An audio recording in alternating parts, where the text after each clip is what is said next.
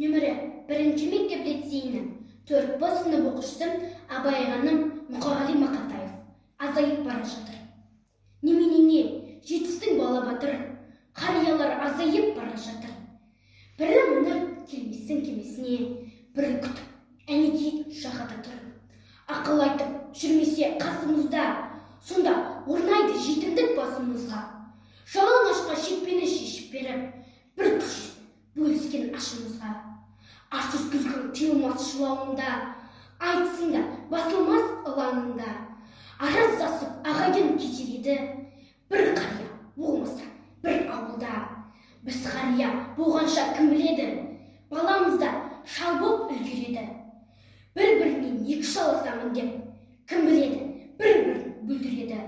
Ақиқатты айқындап жариялар, бара жатыр азайып қариялар. Дауыл тұрса бір кетіп толқымайтын, бара жатыр